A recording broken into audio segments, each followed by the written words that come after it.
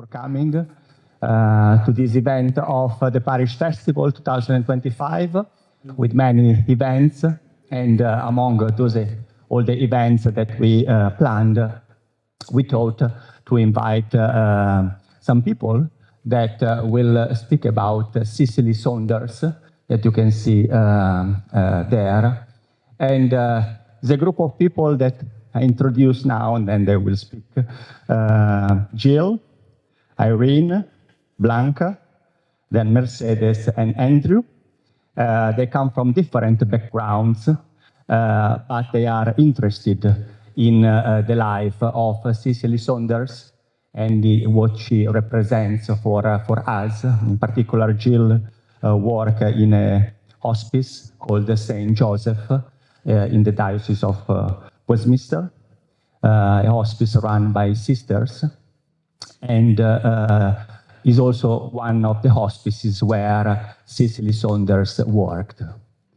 And for different reasons that they are going to explain, they encountered Cicely Saunders, and studying the life of this fantastic lady, they were interested in the message and what she represents. And at the end, the message is a message of human dignity.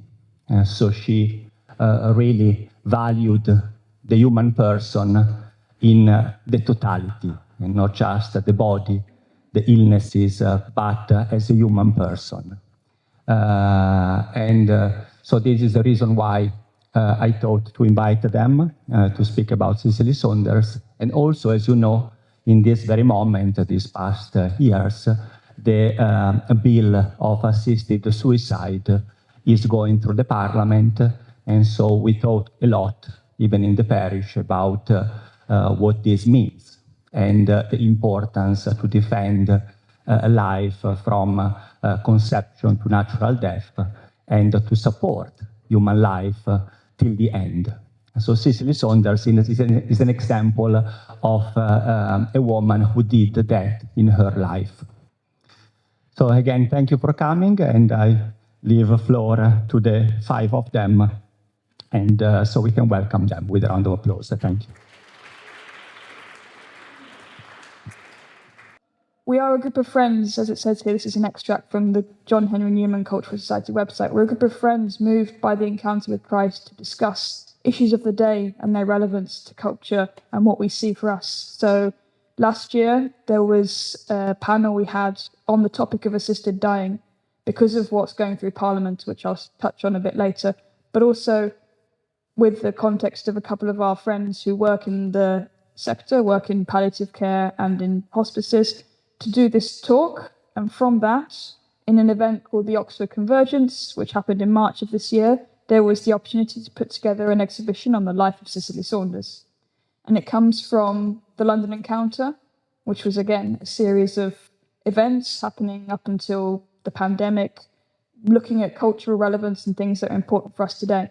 So together in these three events, we put together an exhibition on the life of Cicely Saunders, and it was a series of panels, but also in Oxford, Jill and others participated in a panel on the end of life. And so we'll touch on that and Cicely's life today. So I'll hand over to start talking about Cicely.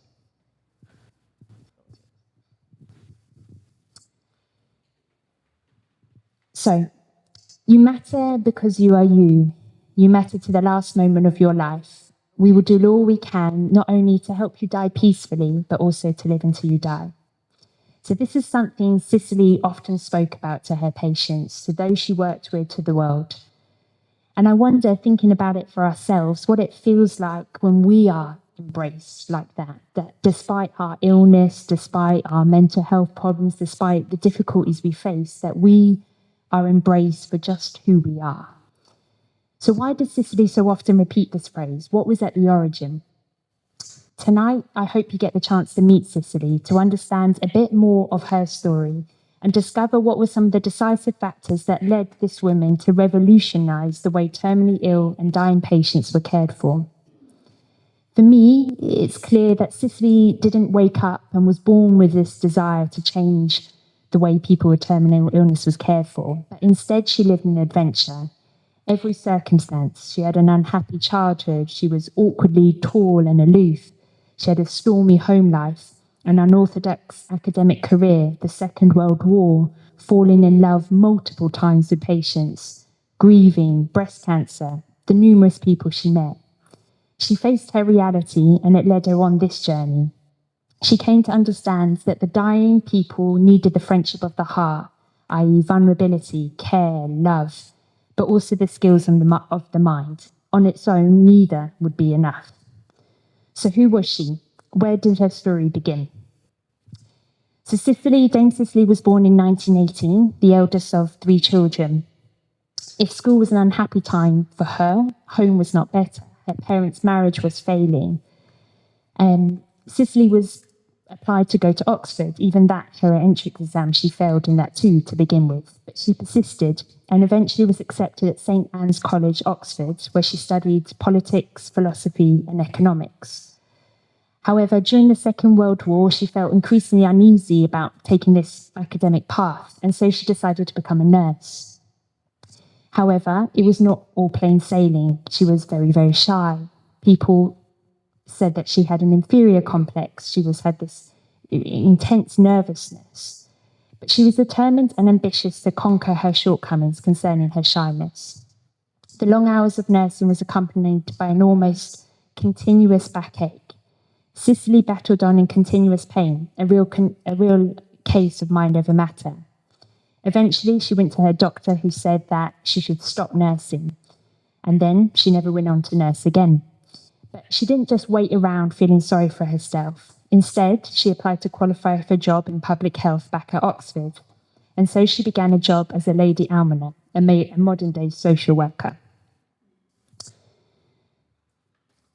In particular, to highlight a little bit about her conversion.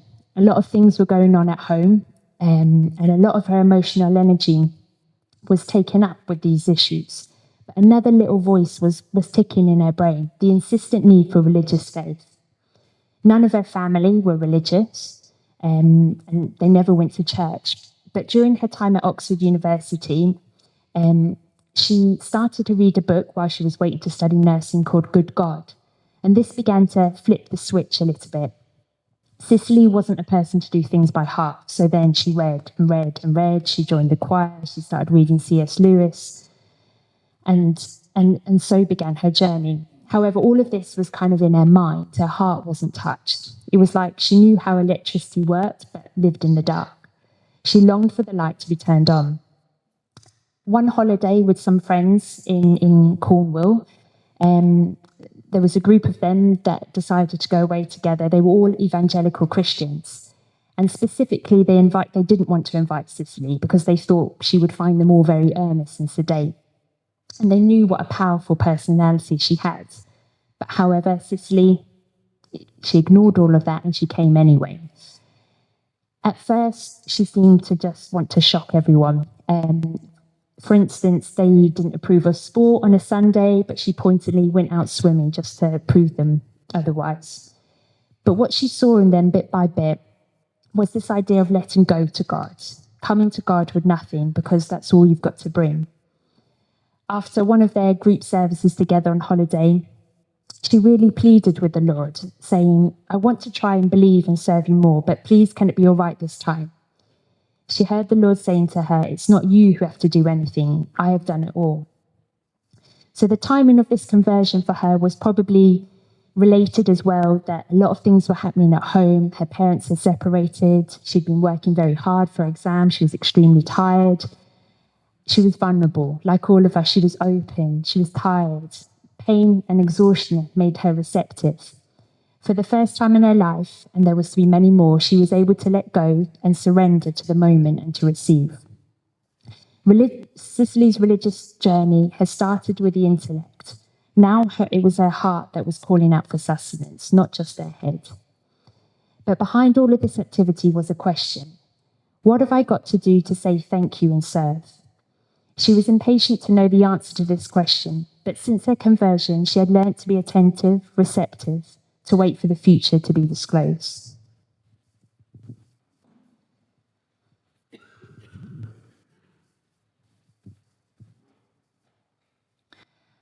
Okay, so the year after her conversion in 1948, with all these questions in her heart, while she was working at St. Thomas Hospital, she met a patient called David Tasma, which was a terminally ill patient from Poland. And this encounter changed completely the course of her life. She took care of him until the very end, and she realized she had received like a gift to relieve suffering from people. So being so close to a dying patient, she realized that the integral care for people was really lacking in the 40s. So that was really a call for her. So that year, in February 1948, David died, and before dying, he decided to make a gift to Cicely, and he gave her £500, and he told her, "Let me be a window in your home." So this encounter was very important for the two of them. So for David, because his main worry was that he was going to die without any legacy, and that was his biggest worry. And actually, he was the founding patient of the modern hospice movement. And for Cicely, because with all the questions she had in her heart, this encounter was for her like her vocation. She understood that she was called to take care of these dying people. So after his death, Cicely continued to work with dying people at St. Luke Hospice, which was also for dying poor, and he was just spending time with the patients, just talking to them, singing for them, reading books, praying with them. And by doing all these things, it was like a continuous confirmation that she was called to accompany these people. And while being in St. Luke, she was really realizing that at St. Luke, every person was being treated as unique. And this was very touching for her. So after that, actually the founder of the St. Luke Hospice, which was called Howard Barrett, pushed Cicely to study medicine. She was just a social worker working with a dying patient, but he really pushed her. And in 1951, she started to study medicine at St. Thomas, and she qualified as a doctor in 1957. And having seen many patients in agonizing pain, in comatose, she was really touched by seeing how those at St. Luke, they were like more comfortable and almost like alert to the very end. And she realized that this was thanks to the practice of regular giving of painkillers to stop the pain. So she realized that instead of waiting for the patient to report the pain, drugs should be given continuously. So she was saying constant pain requires constant control. Because if you wait for the patient to report the pain, you are kind of reminding the patient that they are suffering and that they depend on a drug. So in 1958, she decided to do a study, a research on chronic pain management. And she studied like a sample of more than 1,000 patients. And she really challenged like this stigma about the constant use of opioids. And she really demonstrated scientifically that regular oral administration at the lowest effective dose relieved pain adequately. It didn't cause addiction, and tolerance was not a concern, which were the main stigma of the time, like you shouldn't be given regular painkillers to patients because of this addiction and tolerance. And she demonstrated it was not the case. So Cicely developed this innovative concept of total pain, as Jill mentioned before, which was really a revolution for the time, because she looked at the person not just because of the physical pain, but the emotional, social, spiritual dimension. And actually, she was saying that Many times, the greatest sorrow for a person is not the physical suffering, but the fact that they are ending relationships or responsibilities. Actually, as part of her study, she demonstrated that only 7% of the patients really died under severe pain. So there were other aspects that were really more important in these terminal patients. She was also saying that isolation and loneliness really increase suffering. So these institutions, the hospices, are really their main task or objective is really to provide affection and attention to the patients. I want to read you a couple of things, I think very beautiful, because one of her patients with motor neuron disease, he couldn't barely speak. He was saying, when staying at the hospice, he was saying, I rarely feel lonely because although I'm alone for many hours, I always have the feeling of belonging. So he didn't feel lonely. And another one, and I think that Cicely used to say is that a face of a person changes when they are assured they are not going to die alone, because the patient wants a friendly presence rather than an exclusive attention. So Cicely was saying, so this is on one side, she studied this pain management aspect, and then she developed this concept of total pain. So she was saying, she was looking at each person as unique, and she was saying that even, for example, a person who is surrounded by love may need less medicines than a person that is lonely. So even the dose that you give to a person is not the same to the person with the same disease. It depends on many other factors. So you need to look at the person on its entirety, you know?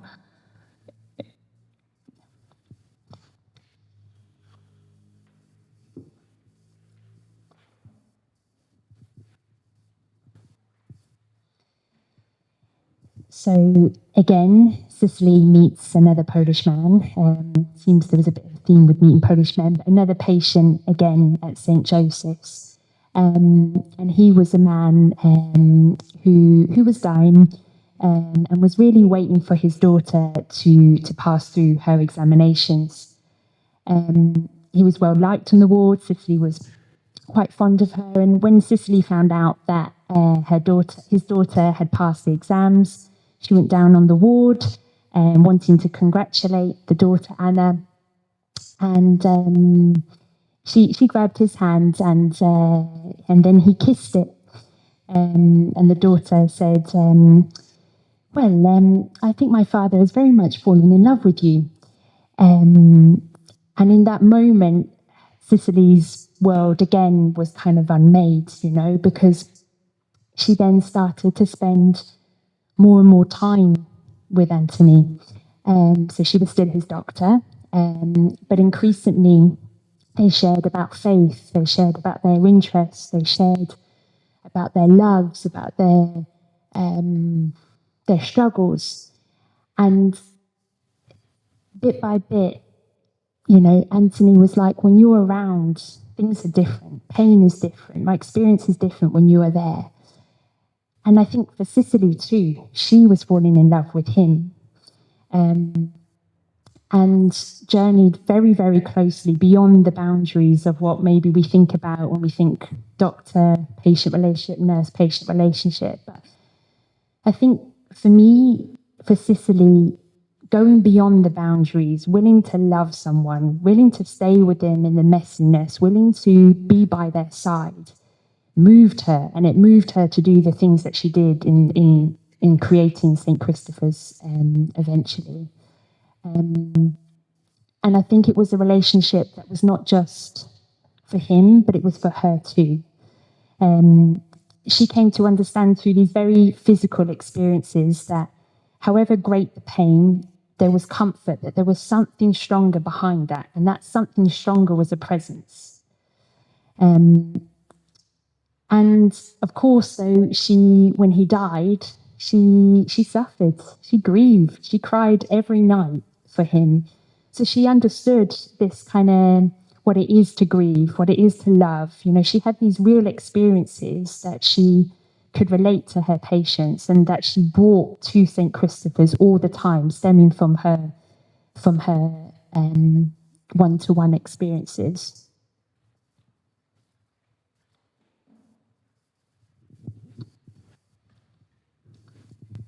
So 19 years after this encounter with David Tasman, in which he said, "Let me be a window in your home," 19 years after, the St. Christopher Hospice opened. That was on the 24th of July, 1967.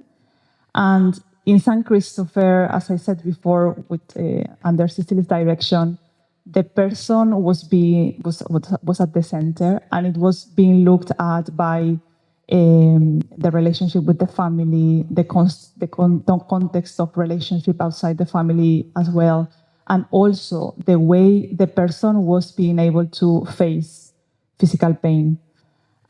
So Cicely was not focused on healing, because in most of the cases was not even possible to heal a patient, but her focus was basically in providing that comfort to the patient and to the relatives until the very end. So she was saying, the hospice and Christopher is not a place for the dying. It's a place where to go to live until the very end. It's a place where someone is taking care until the very end. And I want to give you a couple of details on how she even thought about the hospice itself, how she thought about St. Christopher. So she was thinking about every single detail of the hospice. So she was saying how the beds needs to be distributed. So she was thinking the beds needs to be in units of 4 to 6 beds, and they need to be close to the window so the patients can see outside, and then they need the lights, but the light doesn't have to be directly on their eyes, and then they need fresh air, but not the draft around the necks, and then the beds need to have wheels so they can be pushed, so patients can go to chat to other patients, or they can go outside, or they can go to the chapel, or they can. And then she was also thinking like about a colorful place. It needs to be colored, it needs to be clean, so she was really thinking about every single detail, no?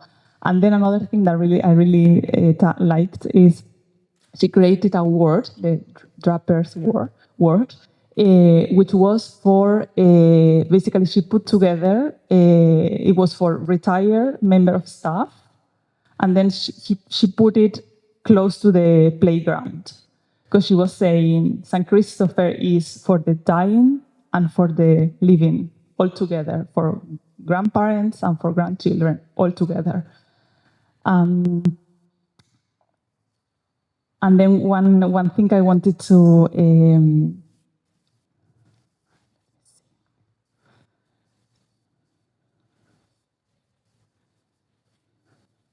one example I wanted to say, just to share the level of detail the people were looked at. There was a patient, a man with motor neuron disease, who was unable to swallow, but he enjoyed whiskey a lot. So what they did in the hospice is they froze the whiskey in cubes so he could suck the whiskey instead of drinking it. So that was the level of detail of Cicely.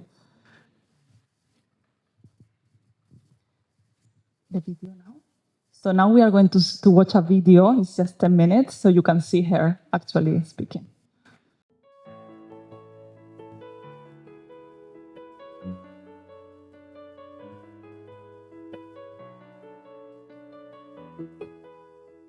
Did you have a happy childhood? No, I didn't find growing up at all easy. There was a lot of tension at home, and I just didn't fit in at school either. So I didn't find it easy.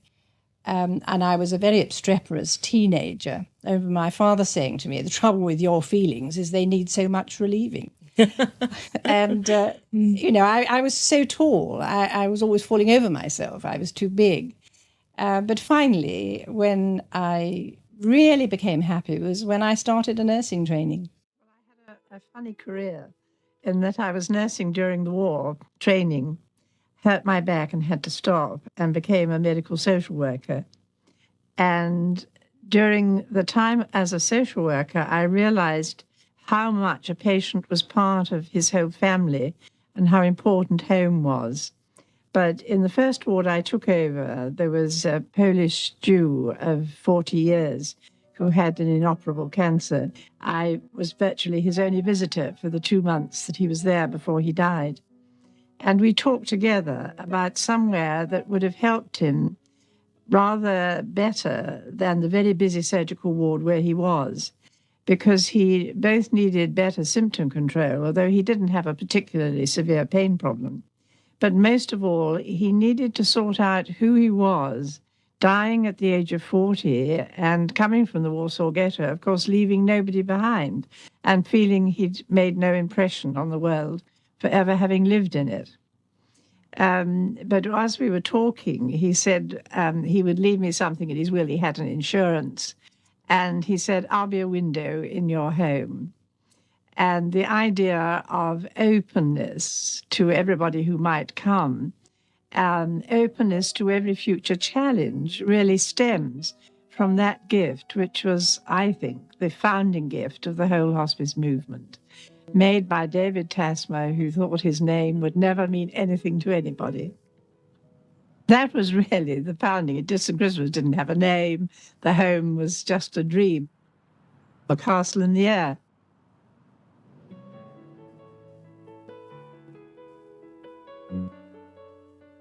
I immediately started going as a nurse volunteer in the evenings to one of the early homes to which I had been sending dying patients as their social worker. And it was there that I found the regular giving of oral morphine balanced to the patient's need, given regularly on a 4-hour basis, and giving patients much better pain control than I'd ever seen before in my years as a nurse or in hospital, where people had to earn their morphine by having pain first. But here, it was constant control of a constant pain. Perhaps first you'd clarify the work of a hospice and how different it is from a hospital. Well, as you said, it's about the quality of life remaining, however long or short that time might be. So it's something that comes between a hospital and a patient's own home, offering something of both, really. But at the point where the acute hospital says we cannot do more actually to cure this disease, but you do need skilled help to control its results and to give you the best possible life you can have. Do most people want to know that they're dying? I don't think anybody really wants to know that. Nobody wants to have bad news.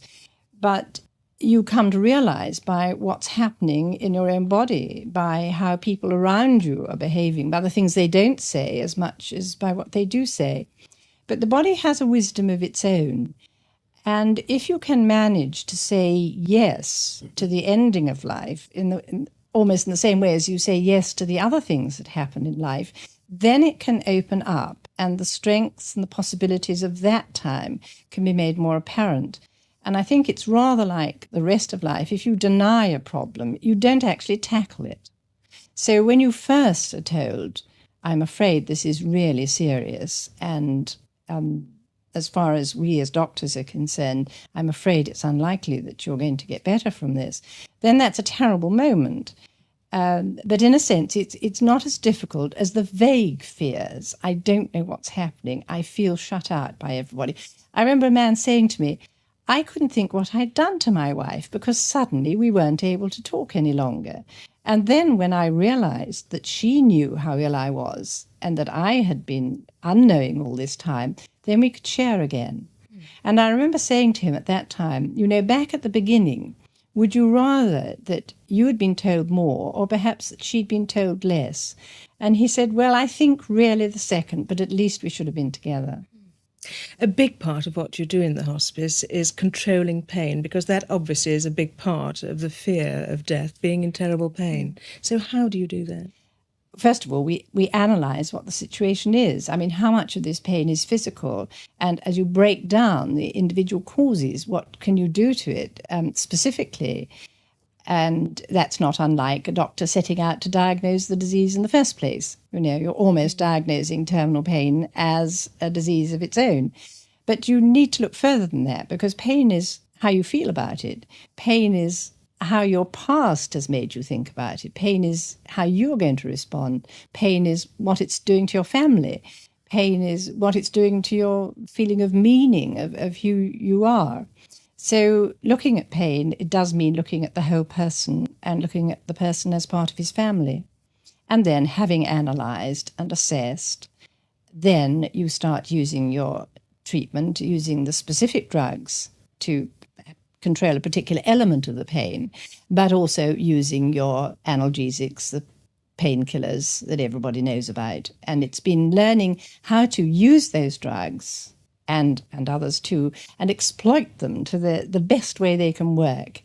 So that as are the fears, they're going to lose their effect, or I'm going to get perhaps addicted to them. We've shown are simply not true. They're myths. That doesn't have to happen. These are good drugs. You can be alert, very much yourself, and they will go on working as long as you need them. What are your feelings about euthanasia, Dame Cicely, and being able to say to somebody, when I come to a certain stage in my life, I'd like you to help me take my life, or indeed take your own life? I think where people talk about having a deliberate shortening of life, you are moving into a very, very dangerous area. I think that part of the answer is to be able to say to people, look, you're not going to have pain that gets out of control. You're not going to become less than yourself because of the treatment we're going to give you. You can be yourself. But it is something that comes out of fear. And I think that a lot of the work of geriatricians and a lot of the work of hospices has shown that that fear really isn't justified. But the real danger is that not only would it increase fear by one saying, look, we have to bring in a law for this, but it would also, I think, pull the rug from under a great many vulnerable people who would so easily feel, well, I have a right to shorten my life. Now I have a duty to do it because I am a burden on others and because my life as part of society is now worthless. And I feel very strongly that we need to say to people, you matter because you are you, and you matter to the last moment of your life, and we will do all we can to make that life as good as we can. Now, I'm not saying there aren't some very hard situations, and I wouldn't sit here and judge somebody that who took their own life, but I think what we see over and over again is what tremendous use a family, as well as that person, can make of the ending of life, and what they would have missed if they had opted out instead of, as it were, hanging in to find what is there to find. With the attitude you have, Dame Cicely, how do you face death yourself? Well, I don't know that I have too much confidence in myself, but I have confidence in people around, and I believe that now people, wherever I might be, whether it's an ordinary hospital, in my own home with my own family doctor, or perhaps in a hospice, will be ready to help. And I think you come to learn about dying by the other losses in your life. The little ones, like not being able to sing a top B flat any longer, and the big ones, that in fact there is something to be gained and there is something to be given wherever you may be. And I think death is part of that. And after all, I do trust the God into whose hands I will commit myself. Dame Cicely Saunders, thank you very much for talking with us today. We may be small specks of dust in the immensity of the galaxies, but yet everyone matters. The hospice welcome to each person, patient, family, staff, or volunteer, is simply, you matter because you are you, and to the end of your life.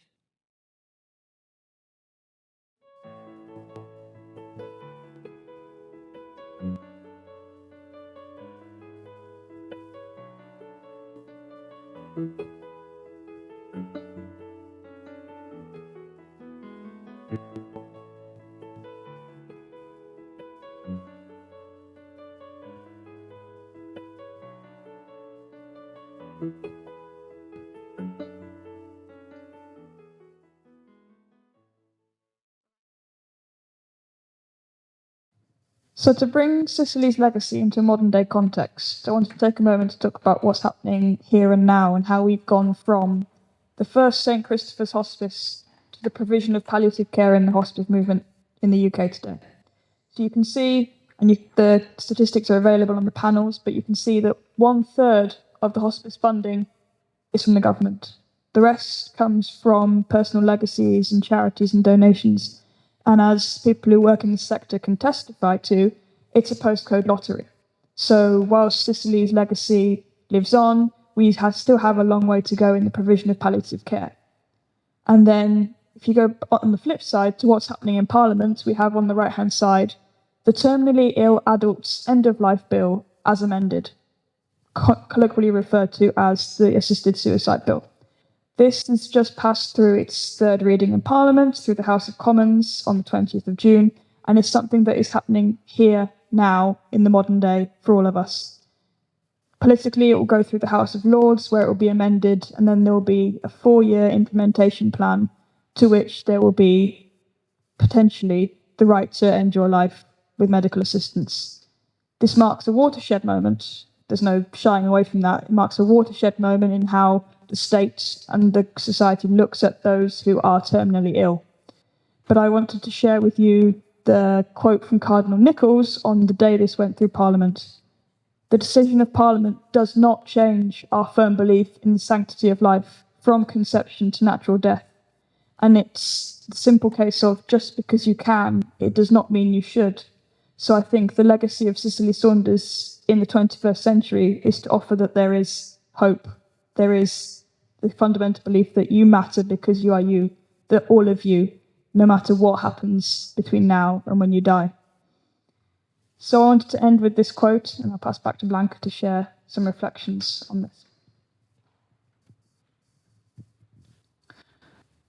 Also, just to add to what Irene was saying about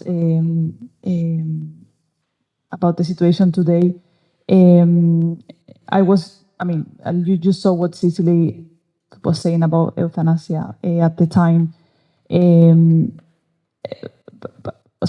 But I want to share this thing. I was really touched because her objections to euthanasia were not just because her beliefs on the sanctity of life, but for her beliefs on what the medicine could do, where medicine could arrive. And actually, in 1969, there was another bill, and she wrote a letter to the Times, and she said, "There are few forms of physical distress which cannot be dealt with by good medical and nursing care. That the emotional and spiritual distress of incurable disease requires human understanding and compassion and a readiness to listen rather than a lethal drug." So I just wanted to share 3 things with you. Actually, 2 things very briefly and a little story. So the 2 things is just to share with you that I don't work in the healthcare field at all. I work in finance. So when we started to prepare this exhibition, I at the beginning I thought, this is maybe not for me because I don't work in this field.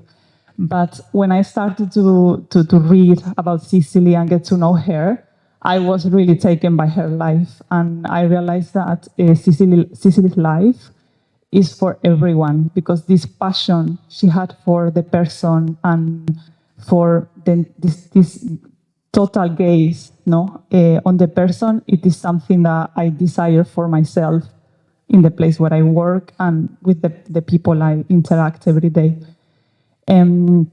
The second thing is I also realized that this gaze that Cicely had, the origin of this gaze is her encounter with Christianity, her encounter with Christ. And if we try to, so this openness and this big embrace she had cannot be detached from this encounter with Christianity, because otherwise it becomes just like a human goodwill with a beginning and an end. And the little story I wanted to tell is when we did this exhibition in Oxford, I invited a colleague of mine to come, and it's a colleague I had already discussed with him about this topic, and he had told me he was in favor of the assisted dying and the bill, but I invited him to come to see the exhibition that you have here. And he said yes. He came all the way to Oxford. And when I was doing the tour and presenting the exhibition, I could see his face was changing, while he was listening at all these things that we told you today. And at the end, he came and told me, I didn't know all of this. Like, very surprised, no? And it was a very simple comment, but I realized that a lot of people who might be in favor of the assisted dying is because they don't know, like me, first one, no? Like, there is a lack of knowledge and fear, I think, when we approach of thinking about suffering, we are afraid, no? So I feel many people may just be in favor to have these rights in case you may need it under certain circumstances, no? So I think really getting to know the life of this person and getting to know what is possible and how it's possible to live the last moment of life is very important also for the world, no? So I think it's a powerful testimony, what we have today.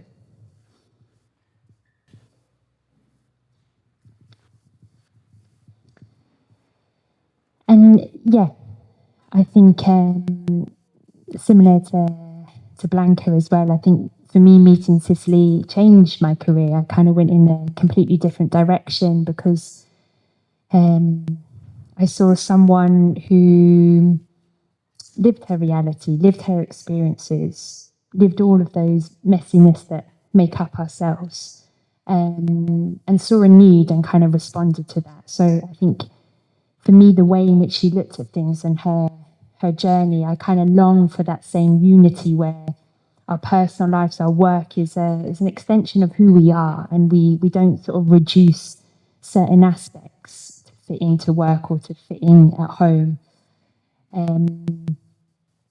And of course, in front of the assisted suicide bill, my initial response was to cry, actually, because there is always hope. There is always, like in the way in which Cicely responded to a need and changed things. I completely believe that, and this bill will likely pass, and there will be people that will, look at the way things are being done. But I come to, when I see the patients that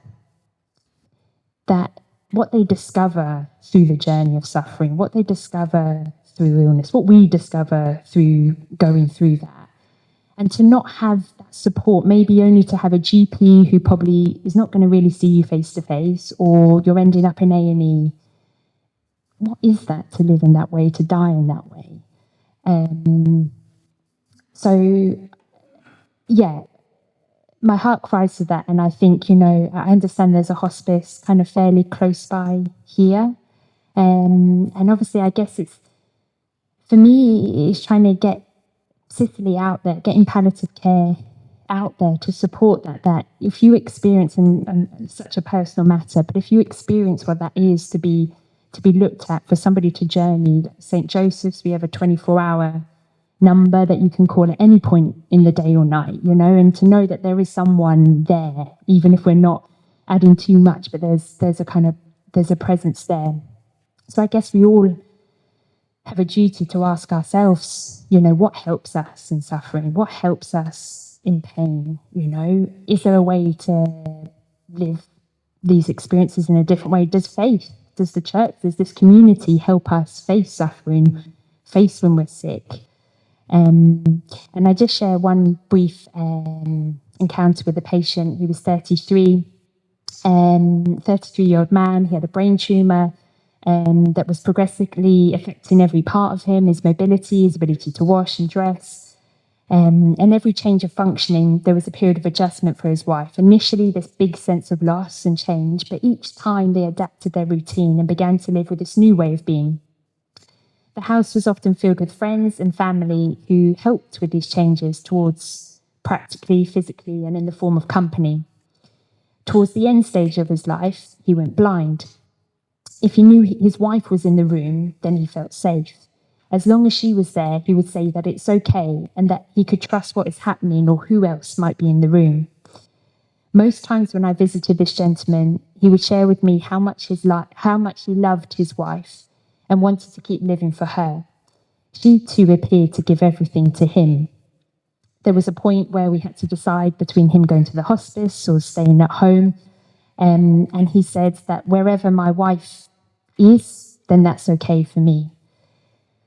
I was really moved by this couple and struck by the power of love and the connectivity with his wife, his family, his friends, even through this darkness. And I felt empowered because of this love. He wanted to live because of love of her, and she wanted to do everything to help him because of love of him.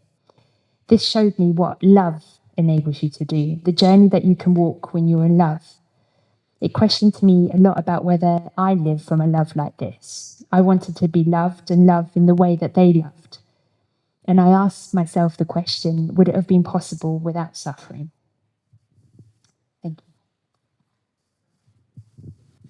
I also want to share a brief experience of something that happened this year, but Cicely lives on in the 21st century, and what she did in St. Christopher's is here and now. And I saw it in a friend of ours, from Blanca and others, and the priests here as well, who died in February. So again, someone very young, mid-40s, young family, terminal cancer, living and dying.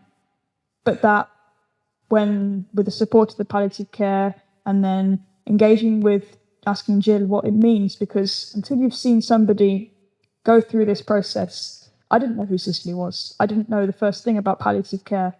But then when Otta died, you realise that it is possible to have a good death.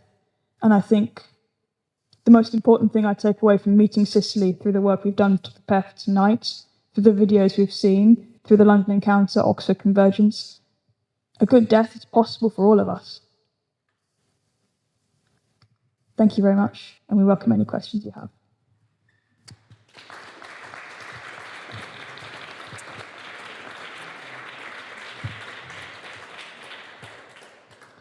Thank you very much for all these things that you have told us, and we go straight to the questions. I have one first. I start myself for Jill, and the question is: this sentence of Cicely, "You matter because you are you." How does this change your experience in the hospice where you work every day? So, how is Cicely relevant to you in your day by day?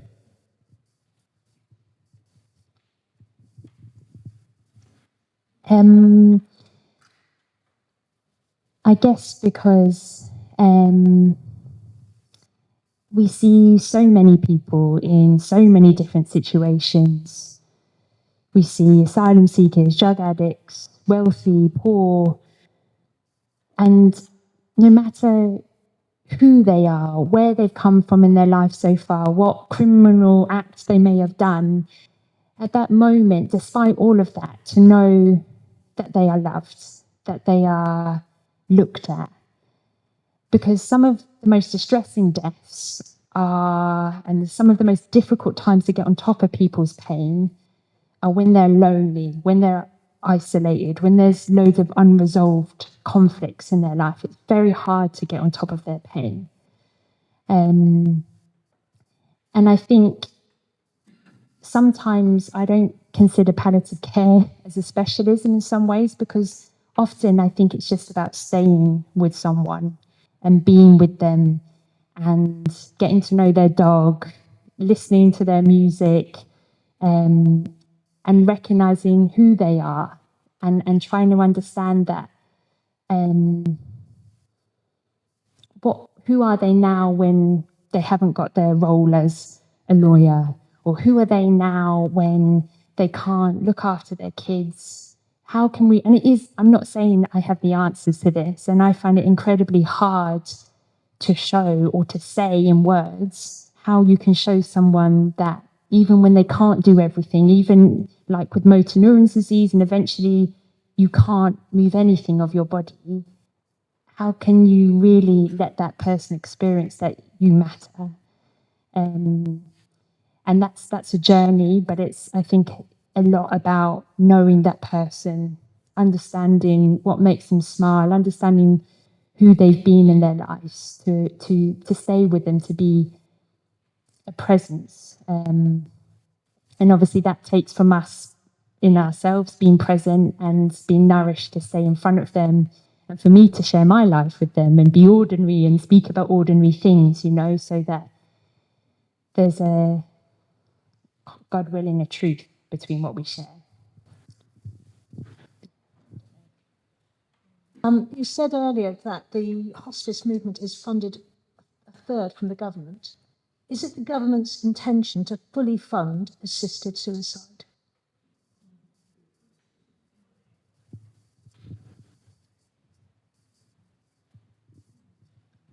I'm not a politician, I don't know.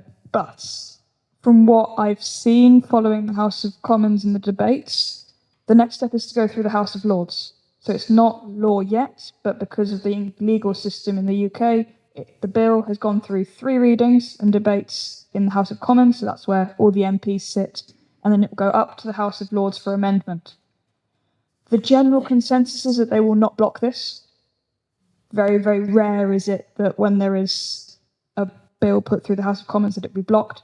It may be amended and then brought back down to the House of Commons for further debate. But there will be a 4-year implementation plan after it passes through the House of Lords, the details of which will be ironed out in due course. One of the objections, so you have Wes Streeting, our health secretary, one of his objections was that their NHS in its current situation doesn't fund palliative care, doesn't fund the rest of the care, your A&E, your GP service, your pharmacy. Where's the money going to come from? So now one of the challenges for the group of MPs who will be the advisory board for the implementation of assisted dying, that's where it's going to be worked out. So I can't answer your question with certainty, but I hope that clarifies something.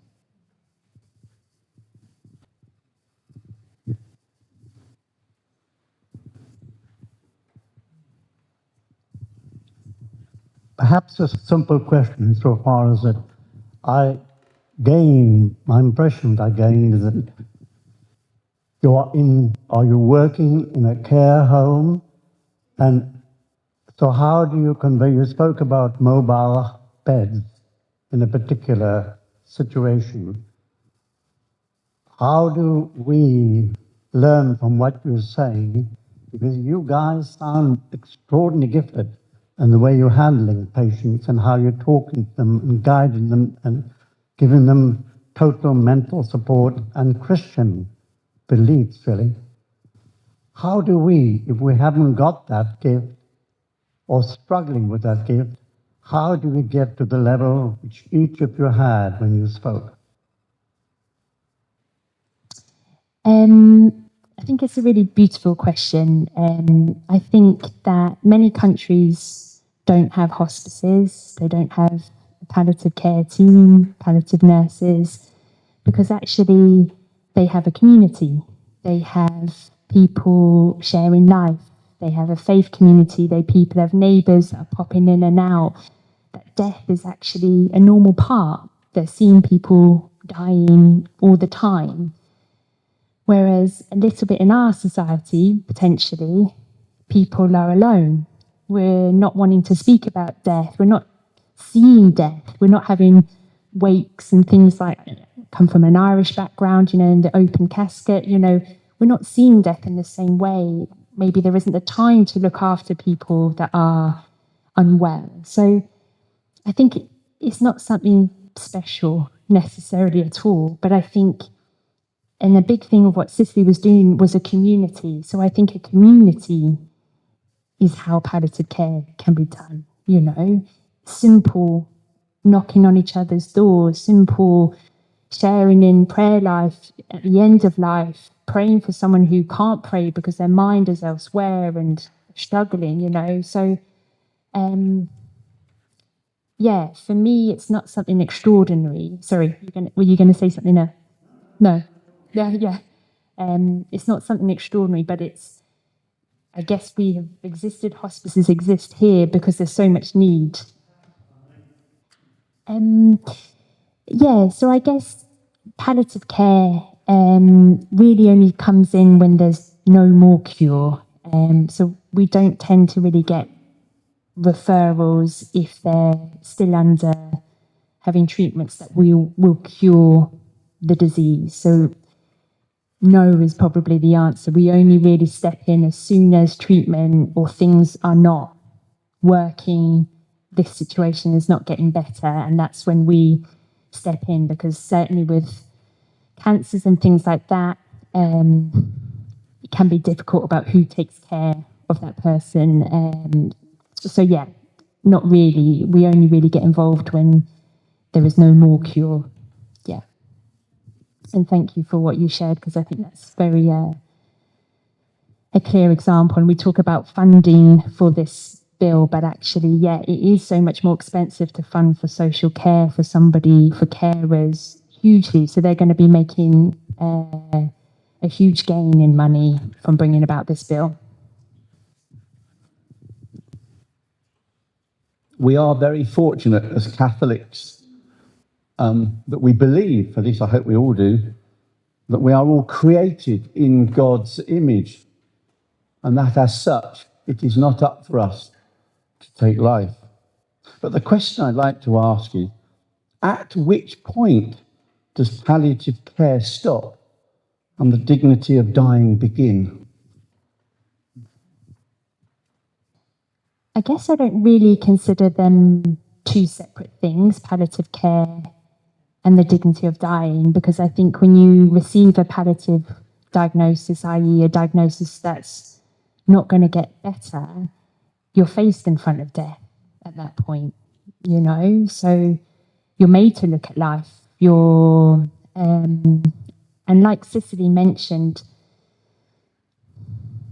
it's the little deaths that we're experiencing, you know? We have this death at the end, but it's the death when you have this, things aren't going to get better. And there's deaths of kind of your role in your family. There's deaths of certain how, you know, you can focus your mind. So for me, there isn't a separation between the dying, the dignity of death, and palliative care. For me, it doesn't just start at palliative care. I think, like tonight, we should be thinking about death. We should be thinking about, because to think about death is to think about life. You know, what matters in life, what matters to you, you know. And I think potentially it becomes clear, I think, when you're at a journey. It's very hard to look on the outside about when it becomes clear, but certainly in patients that I see, it comes to a point where they're fed up of going to hospitals. They're fed up of having IV antibiotics. They're fed up of chest x-rays. They're fed up of being in A&E. And they don't want those interventions that would sustain life anymore because of the journey that they've been on. That's not everyone's story, but I think it's part of a very unique part of people's journey, that they come to a point where they're ready to let go, you know, and not use things to sustain life. Because actually, things, for example, if you were to give somebody IV fluids who's at the end of life, sometimes those fluids build up in parts of your body where they're not meant to be, and that actually can cause worse pain. So I would say that it's very hard to look in on your question, but I think when you're in the journey, it becomes clear when your body tells you, your body has a wisdom of its own. And when it starts shutting down, when it starts telling you that this medicine is no longer responding, if you keep pushing and pushing, it's still not working, you know, it becomes clear that it's time to let go. And part of that is a journey of being able to let go. And I think palliative care helps you, hopefully, to be able to let go. No, thank you very much for this interesting evening. Is not, as you can see, it's not an easy topic that we are addressing, and there are a lot of emotions, a lot of stories, a lot of people that we have known, and a lot of battles as well, laws. But I think Cicely Saunders is a luminous example for us. Is, I think, the right way to address this, the topic of end of life, because she did it with her life in a beautiful way, in a positive way, starting from her faith. And I like to know that her journey started and developed with encounters with people. It was not just something that was in her mind, and she went straight, but meeting that person or another person, then she went in that direction. And then the other topic is the dignity of human life. This sentence, "You matter because you are you," I think will be stuck in our minds because it's a beautiful way to express what we know, the dignity of human life until the end. And finally, the thing that you have said about community is also important. We stress so much community here in our parish, and the life of Cicely Saunders and what you have said shows that yes, the dignity of human life is the fact that we all take care of people, of each other, and we are all called to take care of each other in different circumstances and in different ways. So loneliness, again, is something that we need to fight against. So again, thank you very much for coming this evening from London, and we can show maybe appreciation. Thank you.